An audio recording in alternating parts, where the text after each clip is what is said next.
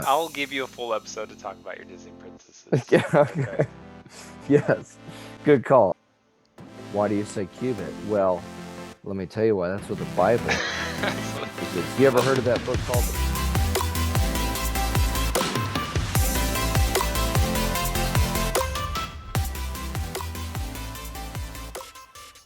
Justin, it's great to see you again. Feels like it's been a little while. You Really, too, y'all. really excited to be jumping into Genesis 7. We are already to Genesis 7. I'm worried that Man. we're working through the Bible too fast right now. Like I want to savor this a little bit more. You know, it tastes so good. Yeah. It's like juicy frozen blueberries. Just biting into one and like just wanting to savor that. That's actually what's in my mouth right now. Okay, but this is even better. Nice. This is even better. Um, Genesis 7. Let's get right in. I don't want to delay this any longer. And yeah, Let's do it. so we're going to be digging into Genesis 7. I'm going to read this first paragraph, if that's okay with you. We are in the NASB tonight. So, the flood. Verse 7. Then the Lord said to Noah, enter the ark, you and all your household, for you alone I have seen to be righteous before me in this time.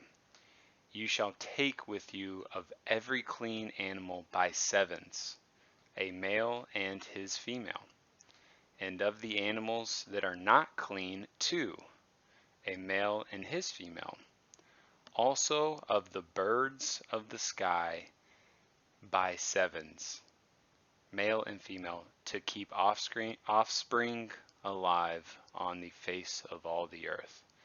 For after 7 more days I will send rain on the earth 40 days and 40 nights, and I will blot out from the face of the land every living thing that I have made.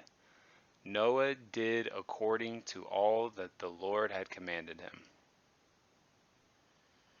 Man. So, right there, kind of one of the interesting things here that I see in this first paragraph is about God commanded Noah to take sevens of every clean animal and only the twos of every unclean animal. Yep. And so, from my understanding, the taking of the sevens of the clean animals was for the purposes of, as we're going to see, that Noah offered sacrifices after after he got out of the ark. Mm-hmm. And so the obstacle would be that if you only took two of every kind of animal, you would make that species go extinct Mm-hmm. if you sacrificed only from the pairs. So Mm. if he took the sevens of every clean, then he would have plenty for sacrifices in the beginning of that stage right after the ark. Can I ask a quick question? So they wouldn't be making sacrifices of the unclean animals, which is why they would only need 2. Correct, because like as we see just later on when we get the Mosaic law, right, and the tabernacle and the temple system, right, there were certain animals that you made sacrifices of, and so like pigs, for example, were an unclean animal. Mm-hmm. A Jew would have never sacrificed a pig, Mm. um, and that's actually one of the things in the book of Daniel. It talks about the abomination desecration or whatever Mm-hmm. that's predicted for the future. And so Antiochus Epiphanes, actually during the 400 years of silence, was actually one of those who came in and he sacrificed a pig in the Jewish temple to Zeus as just part of being a very rebellious, disrespectful act. So so that would be a terrible idea for them. That would Got not you. be something they would do. So Yeah. not only does God ask Noah to take 7 of all the clean animals, but also of the birds as well, the birds of the sky. And so I guess birds were also seen as clean and would also be made as sacrifices at the time at the time at which God commanded them to. Sure, and that's what we see, later on in the Bible is that there were different sacrifices. There were different animals, maybe for different, based on what someone could afford. And so I think the lowest, I don't know if it was pigeons or doves or I forgot what bird it was, but yeah, so birds were used as part of the sacrificial system as well. Mm, okay. And then I also see here that there was rain for a number of days. Um, Yes. and that rain, which God says that He is going to send, I will send rain on the earth 40 days and 40 nights. Now, A lot of rain. that is a lot of rain. That is a lot of rain for the purposes of blotting out from the face of the land every living thing that I have made. Noah did according to all that the Lord had commanded him. Yeah, and with that, the theory, you had talked last time about this theory that there was an extra layer of water, Hmm. upper in the atmosphere, and that theory would fit well as to where all that water came from, Agreed. because there isn't enough, based on what science tells us, right? There's not enough water to actually rain, or and right now there's not enough water up there to rain over the whole earth for a whole month, or I mean over a month, right? That's a lot of water. Agreed. And why would God want to blot out from the face of the land every living thing that He had made? That's going back to the previous chapter, right? And Right. you also see it up here where the Lord said to Noah, "For you alone I have seen to be righteous. I have seen to be righteous before me in this time." So God is clearly saying you're the only one righteous in this case, and I think that is very telling of how what the state of the world was really in during that time. So it sounds like Yeah. if there would have been someone else righteous, God would have thrown him in the ark too. So Yeah. And also I think this is one of those things that points to the seriousness of sin, right? So, God is holy, and He's separate from people because their sinfulness, because of our sinfulness, and then also our sinfulness deserves judgment, right? So God, and I think that sometimes there's confusion by some people about, God has a multiple aspects to who He is, mm, and so sometimes we just want to focus on the love, and obviously love is a huge component of who God is, and that's why Christ came and died for our sins, and that's why we experience God's mercy and grace every day for all sorts of blessings, right? And so that's there, but you can't have love without a justice or a righteousness, as well. right, um, and so it's just, we see that, look, the world has already been judged in its entirety once, and so it's gonna happen again, right? I mean, that's what a couple different books of the Bible teach us. This is, He already did it once, He's gonna do it again, because sin is a serious issue. very serious. And I definitely enjoy when God gives us a little bit of a heads up, Yeah. before He gives us the absolute smackdown, which is what the people of the world got here. I suspect God gave everybody a nice little heads up. It doesn't necessarily say that here, but if you look at other examples in the Old Testament, God is sending people to say, hey, what y'all are doing is not right.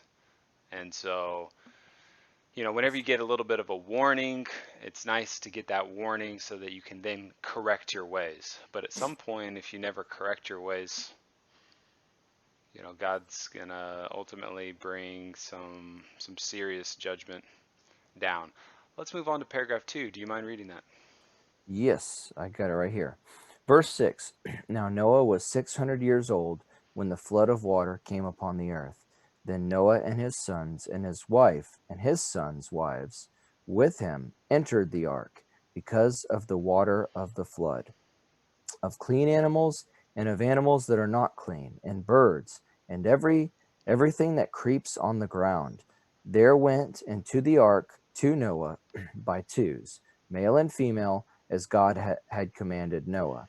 It came about after the 7 days that the water of the flood came upon the earth, in the 600th year of Noah's life, in the second month, on the 7th day of the month, on the same day, all the fountains of the great deep burst open, and the floodgates of the sky were opened. The rain fell upon the earth for 40 days and 40 nights. So starting off, we see that Noah was 600 years old when the flood water came. Yep. So he's a little bit up there in years, you know. I don't know what a 600-year-old man looked like back then, but I'm guessing he wasn't a spring chicken. Then Noah and his sons and his wife and his sons with him entered the ark because of the water. So basically, we got Noah, Noah's wife, Noah's sons, and their wives going into the ark. And we see remembrance of what Noah was bringing with regards to the animals here, clean and unclean animals. And they went into the ark by twos. So whenever I see going to the ark by twos, I just imagine two by two kind of walking up a ramp into an ark. Yeah. Um, any thoughts that you have? Yeah. So I think here, one of the problems that I've heard is when people are talking about how, a lot of Genesis is an allegory or these different things, and this that's, we have addressed this in a previously, how we take the Bible literally. And so this is a historical document, and like allegories, to my knowledge, don't have things like now Noah was 600 years old, or like it gives these dates, right? And then it talks about the month, and then it talks about the 600th year of Noah's life, and the second month on the 17th day. Like that's not how allegories are written. Right. But Moses was writing this as history. He gave these uh historical markers, right? And so we just need to remember that. We need to remember that um, when you start buying into that mindset that certain Bible stories aren't literal and things like that. Obviously, Jesus gave parables that were made up stories to illustrate a point and a biblical principle, but the stories in the Bible, the history here is literal history, and so we need to remember that so that we don't get into trouble. I would agree completely. It seems very odd that if this was all just a fun story for people to read as an example to not sin for and not to sin, then why would it be so specific? Why would it specifically mention in multiple places the age of people and the exact time in someone's life in which you'll see the family going into the ark, right? You see in the Yeah. 600th year of Noah's life, in the second month, on the 17th day of the month. That's very specific wording. Yeah. And then I think we getting something really interesting here, kind of to go back what you were talking about in the previous paragraph with regards to on the same day, all the fountains of the great deep burst opened. Hmm. All the fountains of the great deep. So, that's the great deep being really under. And the floodgates of the sky were opened.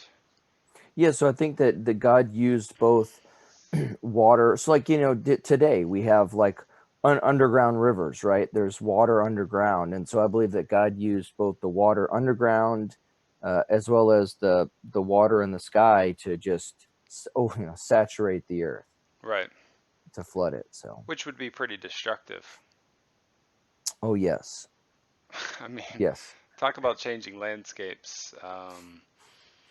Yeah. You see some of these different natural disasters that occur in different parts of the world, hurricanes, floods. Here in Houston we have hurricanes and it completely demolishes houses and other types of landscapes. And so you could definitely see a situation in which if water's coming below and above, an environment on land could change pretty rapidly. When you go back to the Garden of Eden and people are searching, where is that Garden of Eden? Where is that tree of life? Where is those flaming swords protecting the garden? Where was that originally? I want to know where that is. Well, It's that's gone, yo. that's a challenge because I mean, especially you mentioned the Tigris and the Euphrates. Hmm. Well, if you have this complete destruction of the entire planet through water coming up and below, that's going to change the natural flow of waters. Hmm. I mean, I mean, it says, later on, and I don't want to jump ahead, but it says later on it reaches to the very tops, above the tops of the mountains. And so that's a lot of Yeah, water. it actually goes like 20 feet or over 20 feet above the highest mountain. Yeah. Right. Let's move on to the next section. On the very same day, this is verse 13. On the very same day, Noah and Shem and Ham and Japheth, the sons of Noah, and Noah's wife, and the three wives of his sons with them, entered the ark, they and every beast after its kind, and all the cattle after their kind, and every creeping thing that creeps on the earth after its kind, and every bird after its kind, all sorts of birds. Verse 15. So they went into the ark to Noah by twos of all flesh, in which was the breath of life. Those that entered, male and female of all flesh, entered as God had commanded him. And the Lord closed it behind him. Yeah, so here, I believe, forgot exactly where it was, but it took over 100 years to build this ark. So now we're kind of at this point where it's talking about how God. So Noah made the ark with this door, and now God had instructed them it was time to get on, and then He's the one who closed the door. Right. So, The Lord closed it yep. behind him. Yeah. So I don't know where it says 100 years. Oh, no. Questions. When he started building the ark, he was 500, and when Noah was 600 years old, the flood came upon. Right. So, What verse is that? well, so verse 6, when Noah was 600 years old, the flood of waters came upon the earth. Yeah. Forgot what it was, but the point is that some of the stuff that I've been learning recently had mentioned that. So obviously that makes sense why it would take so long to build that giant boat with just 8 people. Yeah. This is a big boat. I actually want to know what this is real quick. If you don't mind, I'm just going to look into this. Some confuse God's statement in Genesis 6:3 as describing the time it took to build the ark. It says, "And the Lord said, My spirit shall not strive with man forever, for he is indeed flesh, yet his days shall be 120 years. However, these 120 years are a countdown to the flood." Okay, so these 120 years, I thought that those 120 years was how long people live. The Lord said, My spirit shall not, for Oh, that makes more sense now. his days shall be 120 years. Yeah. However, these 120 years, that is not how old humans can live. That is the number of years it They had left. would be until the flood came. Yeah. All right, let's just. I mean, this is why I'd like to double check some of this stuff. Right. I mean, we're learning right now. We are learning. I didn't know that the 120 years meant that. Um, so I promise you, I really do think that, like, I've heard like mainstream people think that that was 120 years. Maybe I'm wrong on that. yeah, I mean, I don't doubt it. I mean, a lot of mainstream people have some incorrect stuff. So let's go back to this real quick. I mean, I know you can't see this.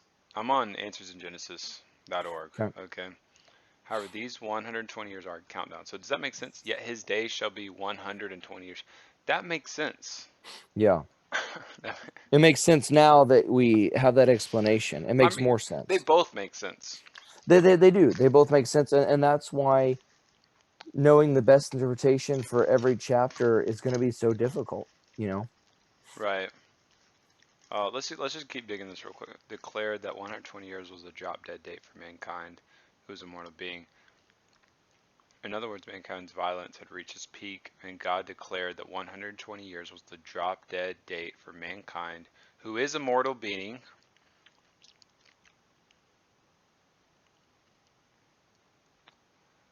From a quick look, these 120 years would seem to be the absolute maximum for the time given to build the ark. But the scriptures reveal much more, allowing us to be more accurate. For example, Noah was 500 years old when Japheth, the first of his sons, was born. Yet Noah's second son, Shem, had his first son 2 years after the flood, when he was 100. This means Shem was 98 years old when the flood came, and it also means that Shem was born when Noah was 502 years old. So for Noah to begin having children at 500 means Japheth was indeed the older brother, as per Genesis 10:21, being Yeah, but born. they just do Shem first because he was in the line of Christ. So like I think that Moses knew. Um, I don't want to say I don't know if Moses knew. Obviously, God knew, and God inspired him to write it the way he did. Right. That the lineage of Christ would come through Shem. Let's keep rolling through this. This is good stuff. Okay. Yep. When God finally gave Noah instructions to build the ark, it was not at the beginning of the 120-year countdown. God told Noah that he, his wife, and his 3 sons and their wives would go aboard the ark at this time. Deducing that Shem was born 98 years before the flood, it could be no more than this. But even more so, Ham hadn't been born yet. If we were to assume that the same time between Ham and Shem as between Japheth and Shem, Hey, just so you know, like I've heard it pronounced Japheth. Japheth, Japheth, yeah, is okay, how I've heard it pronounced. Japheth, then Ham Yeah. could have been born around 96 years before the flood. Although the Bible is silent on the exact time, it is reasonable to assume that some time elapsed for the 3 sons to grow up and find a wife. I would be most comfortable giving a range of anywhere between 20 and 40 years, making Ham no less than 16 at his marriage. So if we think about this logically and tabulate, countdown to the flood begins 120 years. Event countdown to the flood begins Genesis Final 6:3. countdown. 100 years until the flood, Noah has Japheth, the first of his sons, when he was 500 years old. We have the references here. 98, Noah has Shem, who was 102 years after the flood. Perhaps 95 or 96, the same time between Japheth and Shem. Ham was the youngest one born to Noah and was aboard the ark, so he was prior to the flood. Perhaps 20 or 40 years for all the sons to be raised and find a wife. That means 55 to 75 years estimate. Noah was told to build the ark, for his wives, his sons' wives would be aboard the ark. Ark completed. Gather food and put it aboard the ark. Loading the ark, 7 days. Noah was 600 years when the flood waters came.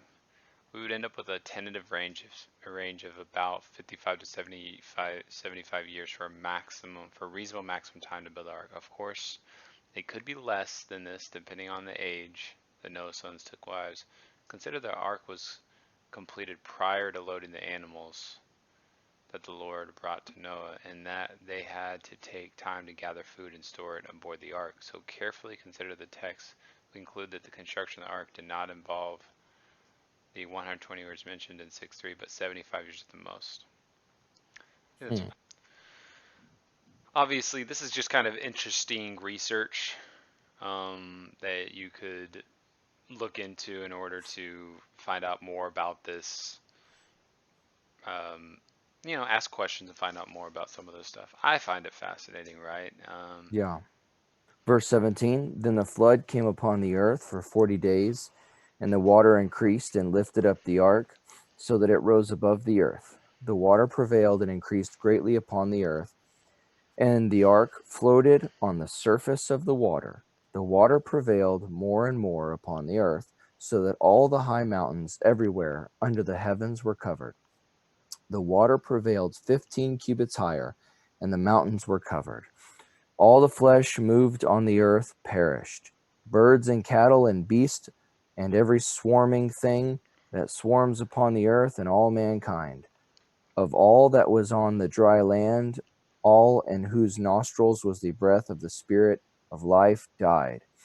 Thus he blotted out every living thing that was upon the face of the land, from man to animals, to creeping things, and to birds of the sky.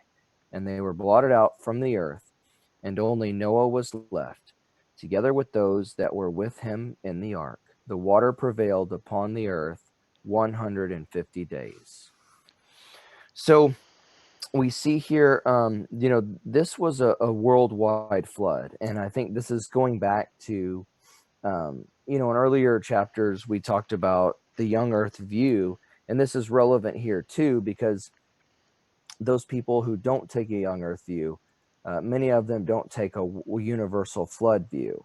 And so we see here this is a flood the whole earth, because God promised later never to do that again.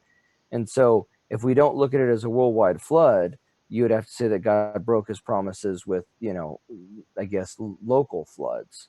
So mm. um, the point is, though, that And I think that promise to never flood the earth again, that comes in a future chapter. yes, yeah, I believe it's chapter 9. Um, but yes, no, good call. It is. We haven't addressed it yet. But, one of the things here that I think that the naturalistic scientists get right is this idea of an ice age, because I believe that this universal flood obviously would have dropped the temperature, and we see that a lot of animals were frozen during this time, right? I mean, they were drowned and they died from drowning, but their remains were preserved through being frozen, Mm. because of the temperature drop. Frozen. Yep, Isn't there a movie about this? there might be. Ice Age, perhaps?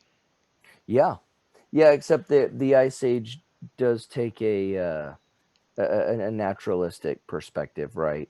Mm. But it is. I agree. It is. It is a goofy movie that talks about the different creatures that when that kind of started happening. You were probably thinking about Frozen, the Disney princess movie, when I said that, I didn't you? was. I haven't seen it yet, but that's exactly what I was thinking, though. Yeah. You would. Yeah. Yeah. Yes, I would. Uh, You and your Disney princesses. yeah. Yeah. You know it. We'll have to Uh, do a full episode to talk about your Disney princesses. yeah. Okay. Yes. Good call. I don't want to waste Genesis 7 time with that. So, um, but yeah, and Um, so one of the things is we see here, in the past when I had read, I thought that they were just on the ark for 40 days, but it actually rained for 40 days. that's They right. they ended up being on the ark for over a year. I think that that's going to be elaborated more in these coming chapters. But it says the water prevailed upon the earth uh, 150 days. And so the point is that from the time they got in the ark and God closed the door and they opened the door again and got off the ark, it was over a year that they were, I guess just at sea, if you will. So, Right. The water prevailed upon the earth 150 days. That's a long time to be cooped up. yep. We're kind of going through the coronavirus right now, and you know, we feel cooped up now, but it has only really been, I guess, I mean, Since March. that's 5 months, 150. I mean, have we hit 5 months yet? March, April, May, June, July. We're coming on 5 months. Yeah. So that's quite a bit. And then you see here, then the flood came upon the earth for 40 days, and it says that above as well. Um,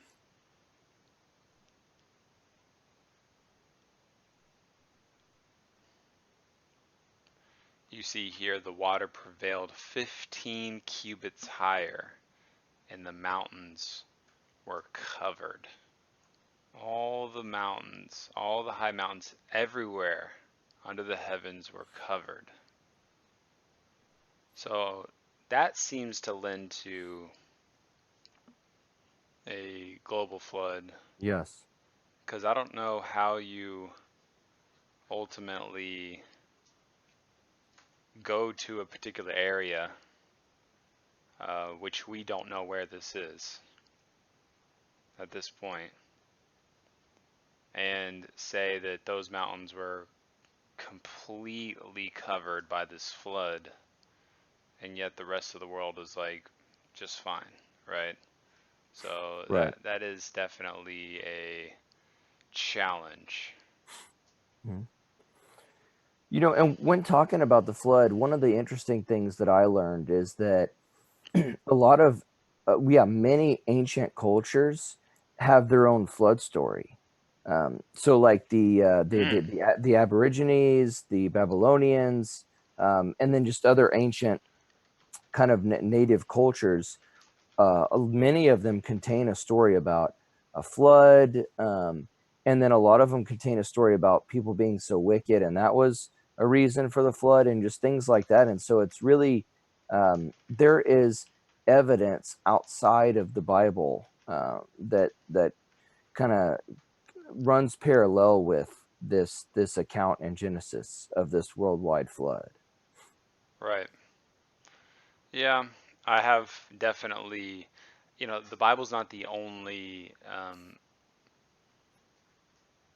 source book, I guess, historical book that mentions a global flood. I Hmm. am very curious because we talk about cubits, and a cubit is not a measurement that I use very often. Right. So when it said 15 cubits, based on what I learned, that would have been around 22 feet. 15 cubits translates to around 22 feet. Right. And that would make sense because I looked up online that 1 cubit is 1.5 feet. So that makes perfect sense. 1.5 times 15 would be around 22, really 22 and a half. I'm doing this math in my head, so if I'm wrong, you can comment below. Comment below if I'm wrong. Um, but the question is, how many meters is 1.5 feet? That's the big question because, our audience is global. You're Okay. right. So we need to feet to meters. We're doing this Bible study with people around the The globe. world in mind. Yeah. So I'm seeing here that 1 cubit is about half of a meter. So you know what? I think I might find an opportunity to share the gospel more if I start measuring things in cubits instead of feet or meters. Can you That's imagine right. going up to somebody and someone asking you, right? Like, how tall are you? And if you said, well, I'm actually 3 cubits tall. Why do you say cubit? Well, let me tell you why. That's what the Bible So uses. You ever let's, heard of that book called the Bible? You need Jesus, bro. if you don't know what cubit is, you're not saved. Just kidding. But I can tell you how to be saved. No, I really do think I seriously, I don't know, I'm halfway joking, but halfway serious, you know? I think it'd be kind of cool to start telling people how many cubits you are. I think it'd be kind of a funny joke, you know? Yeah. No, I think that would be funny. Yeah. So, how many cubits are you, Justin? Just wondering. I don't know. I guess around 2.5. That's just kind of just feeling it out. That's my ignorant guess. I'm 3 cubits, if you were wondering. I feel like we need to come up with an Excel spreadsheet to really determine how many cubits we are. Like this, I agree. If I had an Excel spreadsheet of the height of all my friends in cubits, um, that would be legit. yeah. We need to have a website where people can go to and type in how many. So if we're 1.5, this is for feet, this is for meters, and this is how many cubits. So 1.5 feet, and then we got.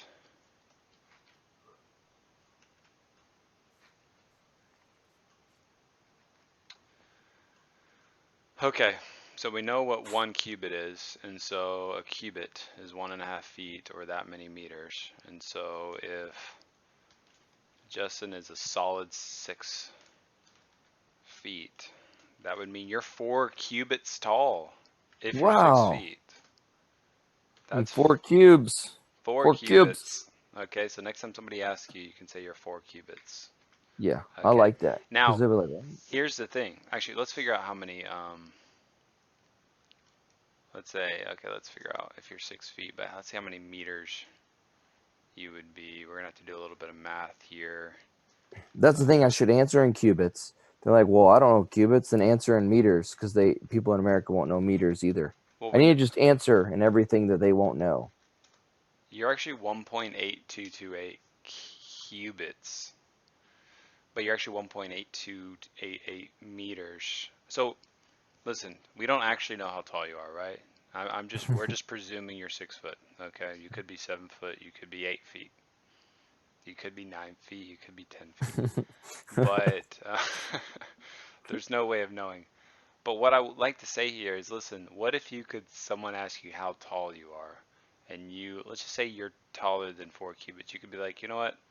I'm a little over 4 cubes, and or let's say I'm a little less than 4 cubes. Yeah. Then people would be like, what? What are you talking about? And you say, well, have you heard of a cubit before? And then you link them to this video, and then you Yep. say you can learn exactly how much cubits is in this This is video. definitely a scientific cubits video That's true. resource. That's true. No, but seriously, I do think that would be an opportunity to maybe talk about your faith in God, right? If you have a particular interest. I think Sure. it's funny, but I think a lot of people might think it's lame. So I know that's not anyone watching this video. Nope. Everyone's raffling right now. Yep. Um, we actually had to pause and stop this video because Justin fell right out of his chair. Yeah. Yeah. This is yeah. I was just tickled pink. But Okay, so yes. that's I mean basically 22 feet over. I mean if we're talking 15 cubits, let's actually dig into how tall this 15 cubits. Okay, if something's 15 cubits, Cubes. and if you're dealing with feet, that would be 22 and a half feet over. So that's like a two-story building, right? 22 and a half feet. Sounds right. Yeah, so each floor is typically around 10 feet. Right. Um, but if you're of the if you're a meters person, then that's like almost 7 meters. 7 meters. So yeah, I don't know. I find this stuff interesting. Um, yeah. Okay, cool. Well, let's start to Yes. wrap this puppy up. So I'm looking at the screen here, and Yeah. God. Yeah, go ahead. No. Yeah. So I just wanted to say with Noah, I just wanted to reference. It talks about him in Hebrews 11, the faith chapter. And 11 verse 7 says, by faith Noah, being warned by God about things not yet seen, in reverence prepared an ark for the salvation of his household, by which he condemned the world, and became an heir of the righteousness which is according to faith. So we see here from this chapter God is a righteous God. There's a punishment for sin, and we kind of see this symbolism of, the ark saved Noah and them because of their faith. And so now we have, Christ, who paid the price for sin on the cross. And if we have faith in Christ and Jesus, then we'll be saved from our sins as well. And we'll be saved from the coming judgment. But that's all according to faith, just like it was for Noah. Right. Yeah, and I think it's pretty incredible, right? You're living in a land in which the entire world is wicked, and you're trying to live a righteous life despite everyone maybe mocking or ridiculing the way you live, and you're staying strong in your faith. I think that's a really hard thing to do at times, right? You might be in school or at work, and everybody says that you're lame because you don't go to parties, or you don't have inappropriate relationships with girls, or you don't have a girlfriend, or you've never kissed a girl, or you've never um, drinking alcohol, or whatever it is, right? It's like I think a lot of people can see that as something that's uncool, and I think that couldn't be further from the truth. I think anybody who stands by God is the coolest. These other things that other people think are cool, the only people that think that's cool is immature guys, and immature girls. People who have been distorted and confused by the fallen world system. Right. And I guarantee you those people, sin results in consequences. Eventually that stuff catches up to you, and that's been my personal experience as well. And anybody who is standing strong in their faith, like Noah, I think God's going to bless that. It's gonna make that really amazing for him at the end of the day. And there might be some pain and suffering that results from that, right? You might get ridiculed, but at the end of the day, you'll be doing what God's calling you to do. And what's more satisfying than that? Where you do exactly as God has commanded. That's going to have the biggest impact on this planet. Doing all this other stuff, getting distracted with sin and, adultery and murder, getting distracted with all that's going to be, going to keep you from, some pretty amazing things that God has planned for your life. So Amen. don't, whatever you guys do, Don't kill your neighbor. don't kill your neighbor. I would agree. I'm pretty sure the Bible says something a little bit different than that. If I would Yeah. recall, yeah. Don't murder your neighbor. Yep. Don't kill your neighbor. Love your neighbor. Love your neighbor. Yeah. So, just a quick summary. This chapter, we start off looking at God telling Noah to enter the ark with these clean and unclean animals. And then God sends the rains upon the earth. He opens the floodgates. He opens the fountains of the great deep. And then the floodgates of the sky were opened. And then ultimately it rains for 40 days and 40 nights. And the water prevails upon the earth for 150 days. And that water reaches a point that's 15 cubits above the mountains. And so that's kind of where we're leaving off chapter 7. And yeah, any final thoughts?